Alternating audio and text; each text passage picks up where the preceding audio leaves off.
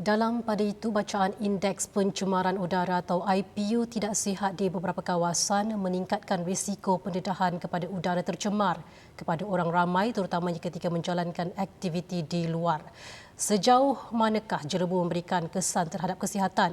Butirannya bersama wartawan Sarah Nora Safiah Sheikh Muhammad Jamil. Hari ini Kuala Lumpur dan Sarawak antara kawasan yang merekodkan bacaan IPU tertinggi. Di ibu negara, IPU berada pada paras 145 hingga 160 dikategorikan sebagai tidak sihat.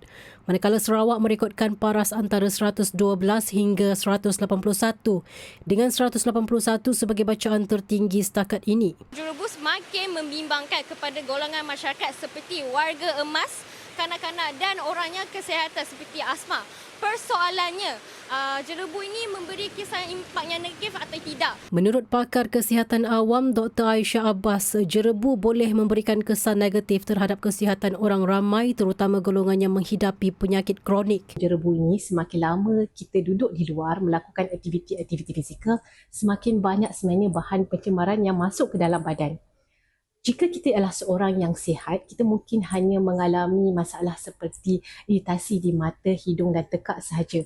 Tetapi sekiranya yang menghadapi jerebu itu ialah mereka yang memang mempunyai penyakit-penyakit kronik seperti asma, penyakit jantung dan mempunyai penyakit kronik paru-paru yang lain, mereka mungkin mengalami kesan penyakit yang lebih dengan adanya keadaan jerebu ini. Justru menurutnya langkah berjaga-jaga perlu diambil bagi memastikan kesihatan sentiasa terpelihara. Dalam pada itu, orang ramai yang ditemui rata-rata menyifatkan jerebu memberi kesan terhadap kesihatan dan aktiviti harian. Ini kerana pendedahan kepada jerebu menyebabkan mereka perlu lebih berhati-hati ketika berada di luar. Sebabkan keadaan pergerakan di luar bangunan, jadi luar bangunan sekiranya IPU meningkat, juga jarak penglihatan dan juga kesihatan akan terganggu lah. Kesihatan terutamanya kesihatan untuk budak-budak lah, orang bawah umur. Sebab jerebu dia kadang-kadang budak dia main dekat luar, jadi kesihatan orang terjejas lah. Bukan sahaja memberi kesan kepada kesihatan, jerebu turut menjejaskan perniagaan apabila jumlah pelanggan yang berkunjung semakin berkurangan. Dari segi ekonomi pun mungkin akan efek. Macam contoh gerai-gerai macam ni pun mungkin tak boleh beroperasi kalau IPU tu makin naik. Untuk perniagaan, risau untuk customer lah. Efek customer. Itu je kami risau. Tak ramai dah. Ya, betul. Sebab dalam 2 ke 3 minggu ni kurang customer. Sebab apa? Mungkin jerebu boleh jadi.